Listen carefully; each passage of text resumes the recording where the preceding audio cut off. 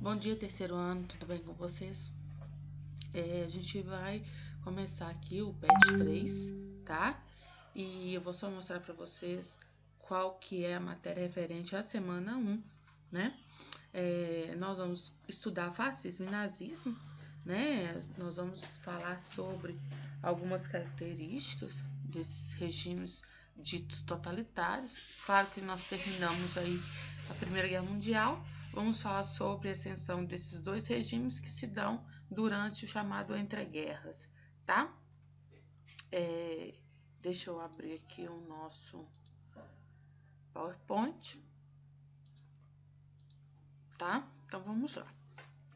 Olha, o contexto de surgimento, então, desses regimes totalitários foi o final da Primeira Guerra Mundial, né, onde a gente tem um cenário em que a Alemanha foi extremamente humilhada, né, humilhada por conta da assinatura do Tratado de Versalhes, que penalizava basicamente só a Alemanha.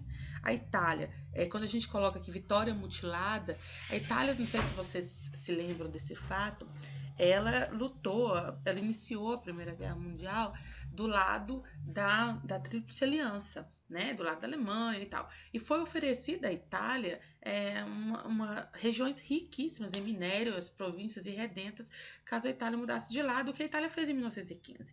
Só que ao final do conflito, né, que a Itália terminou do lado da Entente, ao final do conflito não foi entregue à Itália essas províncias irredentas, tá? Então nós temos um contexto de fim da Primeira Guerra Mundial, um contexto onde se verifica a humilhação da Alemanha, onde a Itália não recebeu o que havia sido prometido a ela, e um contexto de ascensão dos partidos comunistas e de crise econômica, né? Crise do capitalismo, né? No geral, tá? Então, assim, quais foram as principais características? E aqui a gente está falando, gente, do nazismo e do fascismo. Claro que tem algumas características que são inerentes apenas ao nazismo, tá? Quais são essas características? Um nacionalismo extremo, a xenofobia é um ódio ao estrangeiro, um ódio ao outro, né? Que não seja, por exemplo, o nazismo, ele vai elevar essa xenofobia ao nível de racismo, um racismo absurdo, né? Porque eles inovam, de certa forma, com o arianismo, né? O que é a raça ariana? A raça ariana é aquela raça pura, né? Que era o objetivo também dos nazistas, né? Todo aquele que não era ariano puro, então ele deveria ser morto, tá? Uma das características também comum aos dois regimes é o totalitarismo, o controle absoluto, né, total, de todas as esferas da vida, social, econômica, política, religiosa, né? Então, o partido em ascensão, o partido dominante, o líder dominante, né? No caso, vocês vão ver que o culto ao líder é uma das características também dos fascismos. Ele é um ser que está vindo ali para salvar todas aquelas pessoas do cenário caótico, né? Nós temos também um anticomunismo e um antiliberalismo, lembrando que o mundo vivia naquele período uma crise do capital, né? E um anticomunismo, tá? E a ascensão dos partidos comunistas também muito em conta por causa, né, dessa crise do capital. Então nós temos nacionalismo extremado, totalitarismo, militarismo, tá? São regimes que têm aí um amparo na questão militar, na questão dos exércitos, enfim, tá? Depois, o culto ao líder, a propaganda massiva. Então, imaginem uma grande mesa sustentada por 4 pés, né? O nazismo e o fascismo seriam aí esse tampo dessa mesa, não tem como falar de nazismo e fascismo sem falar desses sustentáculos, né? Da propaganda, do militarismo, né?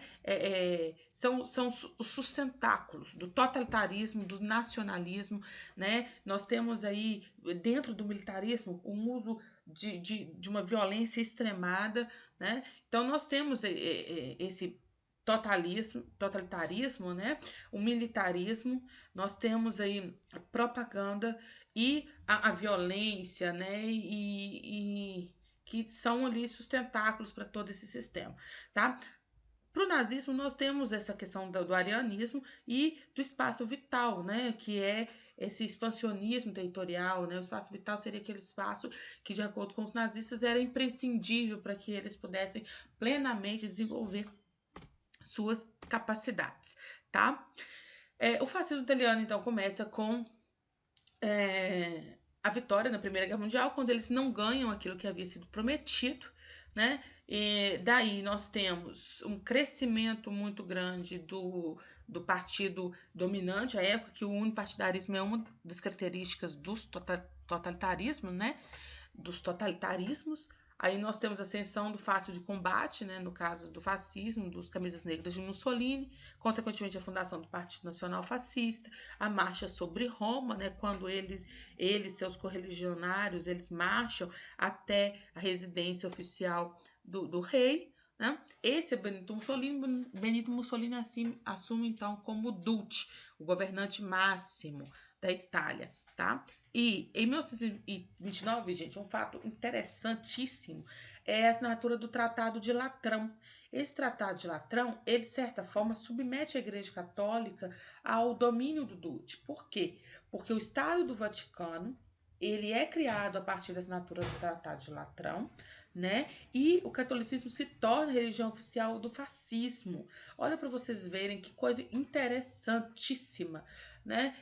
Através dessa oficialização, né, do catolicismo enquanto religião oficial do fascismo e também desse reconhecimento do regime por parte da Igreja Católica, Mussolini então cria o Estado do Vaticano, tá?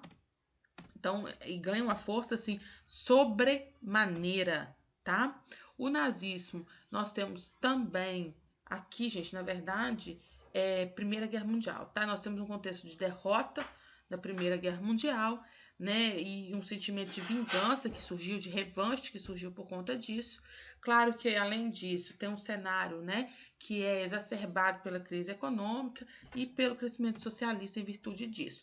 Nesse entremeio, é fundado o Partido Nazista em 1919 e surge, assim como lá na Itália surgiu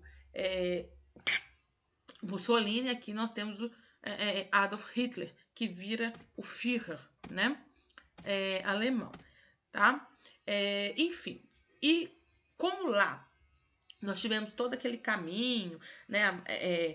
A fundação do Fácil de Combate, a marcha sobre Roma, a assinatura do Tratado de Latrão, até Mussolini assumir o título de Duce. Aqui também nós temos um golpe do Partido Nazi que fracassa em 1923, o Putsch de Munique. Hitler vai ser preso, escreveu o Mein Kampf, né, a Bíblia nazista, na prisão. Lá estão contidos os principais ensinamentos nazistas, os princípios básicos do nazismo, né? Como o arianismo, a xenofobia, o Lebensraum, ou seja, o espaço vital, enfim. E um fato interessante, gente, que o Mein Kampf ele é proibido. Citar qualquer frase do Mein Kampf é crime, né?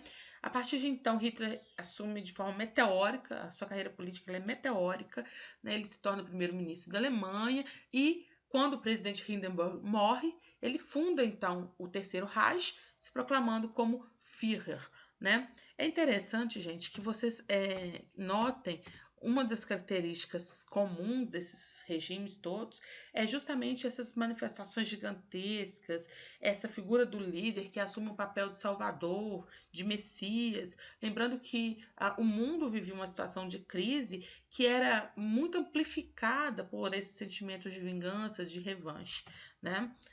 Tanto por parte da Itália quanto por parte da Alemanha, né, de sobremaneira. Nós tivemos os outros fascismos, né? Nós tivemos o franquismo na Espanha, o salazarismo em Portugal, no Brasil, o varguismo, né? Vargas, durante um período curto, em 1937, ele assume como ditador, né, no Estado Novo. Depois a gente vai falar um pouquinho sobre a Guerra Civil Espanhola, que foi um momento onde Hitler ele vai assumindo essa posição bélica, né, frente aos outros países do mundo e treina seus armamentos no conflito espanhol, tá? Então, próxima aula a gente continua a partir daí. Espero que esteja que tenha me feito clara, tá? Qualquer coisa, semana que vem a gente dá mais uma, a gente fala mais um pouquinho sobre isso, tá? Tchau pra vocês.